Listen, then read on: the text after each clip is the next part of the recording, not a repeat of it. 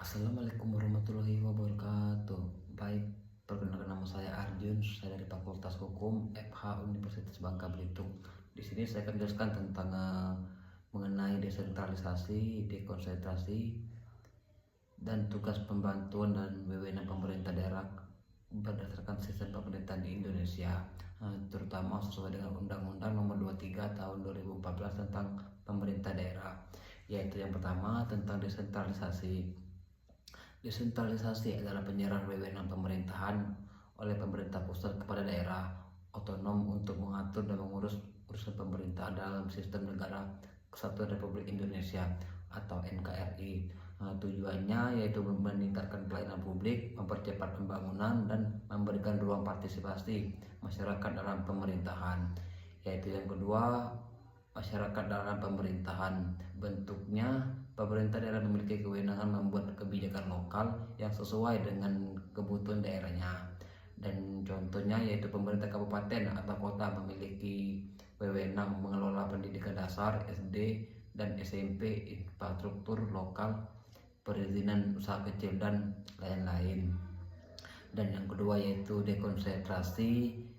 Dekonsentrasi adalah pelimpahan wewenang dari pemerintah pusat kepada gubernur sebagai wakil pemerintah pusat dan atau kepada instansi vertikal di daerah.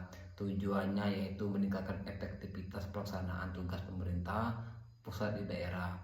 Yaitu pelaksanaan gubernur sebagai wakil pemerintah pusat dan instansi vertikal seperti kantor wilayah, kementerian, dan contohnya yaitu kantor wilayah Kementerian Hukum dan HAM yang melaksanakan fungsi keimigrasian di daerah. Dan yang ketiga yaitu tugas pembantuan atau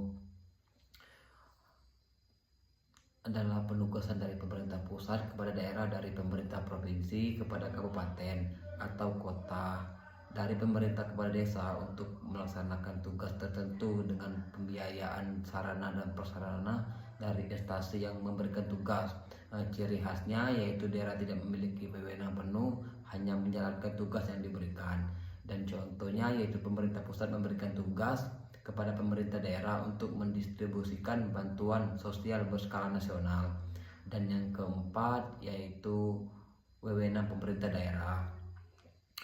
Wewenang pemerintah daerah mencakup berbagai hal seperti yaitu mengelola urusan pemerintahan yang menjadi kewenangan daerah seperti pendidikan atau kecuali pendidikan tinggi, kesehatan, pekerjaan umum, perhubungan darat, perizinan usaha lokal, dan lain-lain, membuat peraturan daerah atau perda sebagai landasan hukum kebijakan daerah, dan mengelola keuangan daerah termasuk anggaran, pendapatan, dan belanja daerah atau APBD, dan menjalin kerjasama antar daerah dan luar negeri dalam kerangka NKRI.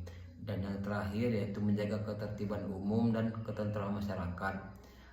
Baiklah, itulah yang dapat saya sampaikan. Bila ada kata-kata yang kurang sopan atau kurang membuat tidak enak didengar, saya mohon maklumi. Saya akhiri dengan wassalamualaikum warahmatullahi wabarakatuh. Sekian, terima kasih.